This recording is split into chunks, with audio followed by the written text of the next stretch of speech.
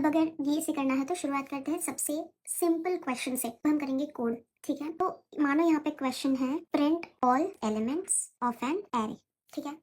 मानो अगर ये क्वेश्चन दिया जाता है कि print all elements of an array, तो इस केस में क्या होगा? इस केस में सबसे पहले आप जिस किसी लैंग्वेज में कर रहे हैं that is absolutely fine, that doesn't matters at all, right. Matter करेगा आपका लॉजिक। तो अगर हमें सारे एलिमेंट्स प्रिंट करने हैं किसी एरे के, ठीक है, तो सबसे पहले एक एरे लेते हैं, ठीक है। मैं एक ये लाइन लिखती हूँ, उसके बाद मैं इसको एक्सप्लेन करती हूँ, ठीक है। जैसे कि मानो हमने यहाँ पे कुछ एलिमेंट्स लिए हैं एरे के, ठीक है।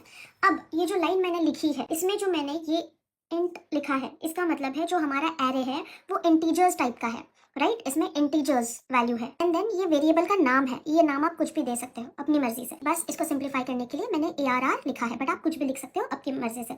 और ये जब हम इसको इस तरह कर्ली ब्रेसेस में लिखते हैं तो हम बताते हैं कि एरे में वैल्यूज जो है वो कंटिन्यूस मेमोरी में स्टोर्ड है, राइट। और याद रहे एक बात, अब ये जो सारे एलिमेंट्स हैं ये स्टोर हो गए एक स्पेसिफिक इंडेक्स पे, राइट। इनका एड्रेस होगा, इनको मेमोरी एलोकेट होगी, राइट। जब इनको मेमोरी एलोकेट होगी तो एरे की सबसे इंपॉर्टेंट बात जो है वो है कि एरे का इंडेक्स हमेशा शुरू होगा 0 से।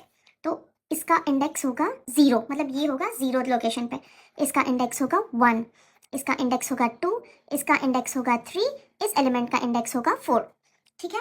तो इस तरीके से इसको मेमोरी एलोकेट होगी इस इंडेक्स पे। याद रहे एरे का इंडेक्स हमेशा शुरू होगा 0 से ही, राइट। अब जब हमने ये एरे लिया है जो कि है इंटीजर टाइप के, एरे ऑफ इंटीजर्स, राइट। अब हमें ये प्रिंट करने हैं, जो भी ये नंबर्स है एरे में हमें इसको प्रिंट करना है। तो सबसे पहले हम यूज करेंगे लूप, ठीक है। हम लिखेंगे अपना फॉर लूप, ठीक है। अब हम क्या करेंगे, ये जो आई है ये इंडेक्स की वैल्यू बताता है, ठीक है। हम बोल रहे हैं कि ये जो इंडेक्स की वैल्यू है 0, इधर से हमें लूप की शुरुआत करनी है, राइट। हम शुरुआत कर रहे हैं 0 से। अब हमारा आई हम तब तक लूप में चलाना चाहते हैं जब तक वो, अभी नाम क्या है हमारे इंटीजर टाइप एरे का, ARR, और इसकी लेंथ हम चेक करेंगे, ठीक है। अब एरे की लेंथ कैसे पता चलेगी? याद रहे number of elements equal to length of array, total number of elements equal to length of array, 1 2 3 4 5। अब इसमें एलिमेंट्स कितने हैं? 5, नंबर ऑफ एलिमेंट्स 5। तो लेंथ ऑफ एरे क्या हुआ? लेंथ ऑफ एरे हो गया 5। अब ये हमारा लूप तब तक चलेगा जब तक ये एरे की लेंथ से कम ना हो, राइट। अब हम इसकी वैल्यू 1 से बढ़ाते रहेंगे, ठीक है।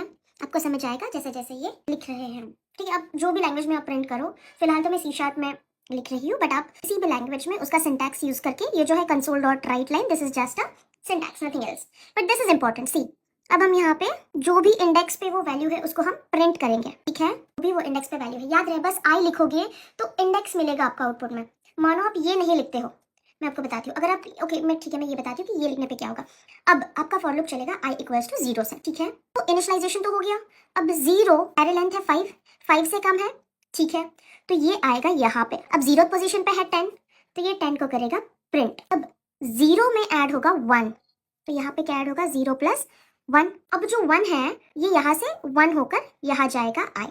अब चेक करेगा कंडीशन, 1 क्या तुम्हारा लेंथ से कम है? 5 से कम है? यस है, तो ये फिर से यहाँ पर आएगा। अभी 1 वाले इंडेक्स पे जो वैल्यू है वो है 20, तो यहाँ पे प्रिंट होगा 20 प्रिंट होने के बाद दोबारा से ये यहाँ जाएगा 1 प्लस 1 बिकम्स 2, तो यहाँ पे आके चेक करेगा 2 कम है कि नहीं, तो यस है, तो ये यहाँ पे आएगा। फिर इस तरह से चेक करेगा। अब 2 पे क्या है? इंडेक्स नंबर 2 पे वैल्यू क्या है? 15, यहाँ पे प्रिंट होगा 15। इसी तरह से 5 और 40 प्रिंट होगा। अब जाएगा 4 प्लस 1, ठीक है। 4th इंडेक्स पे जब वो जाएगा तो 4 प्लस 1 इसकी वैल्यू क्या होगी? 5। अब ये यहाँ पे आएगा, तो एरे की लेंथ क्या है? 5। जब इंडेक्स की वैल्यू 5 होगी तो इज 5 लेस देन 5? तो 5 से कम नहीं हो सकता है, हाँ लेस देन इक्वल टू हो सकता है, but is 5 less than 5? This is wrong. 5 can never be less than 5, right. 5 can be, is 5 less than 6? ये सही है, बट ये गलत है। 5 can not be less than 5, ठीक है। तो फिर यहाँ आपका लूप जब i प्लस प्लस करते हुए i की वैल्यू 5 हो जाएगी, 5th इंडेक्स तक हो जाएगी, तो ये लूप तुम्हारा ब्रेक होगा, right. Your loop will break. और ये इस तरह से बस ये 5 वैल्यूज तुम्हारी प्रिंट होगी। तो अगर फॉर लूप आपको अच्छे से समझना है तो मैंने वो पोस्ट भी किया है, आप देख सकते हो। बट इसके अलावा मतलब तुम्हें अगर एरे की वैल्यू प्रिंट करनी हो तो दिस इज योर कोड। ये सबसे सिंपल कोड है। इसकी टाइम कॉम्प्लेक्सिटी है O ऑफ n, मतलब होता है कि O ऑफ n। इसका क्या मतलब है कि time grows linearly with array size. Time grows linearly with array size मतलब अब इसमें 5 एलिमेंट्स है, 7 एलिमेंट्स हो जाएंगे, तो फिर time complexity will increase, right? Means time लगेगा उस चीज को खत्म करने के लिए, ठीक है? Time grows linearly with array size, तो इसका कॉम्प्लेक्सिटी क्या हो जाएगा? O of n।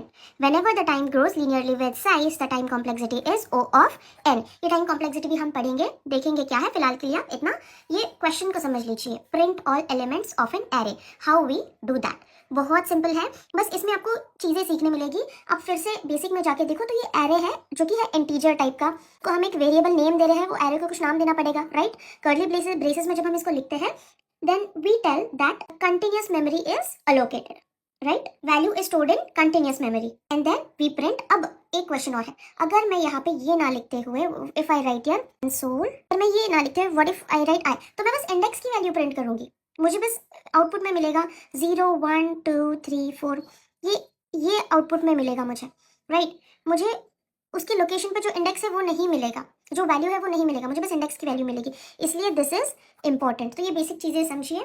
और मोस्ट इंपॉर्टेंट पॉइंट्स जो कि मैंने पहले भी बताया था कि array index always starts from 0। सबसे सिंपल क्वेश्चन है ये, डीएसए का, शुरुआत हम यहाँ से कर रहे हैं। नेक्स्ट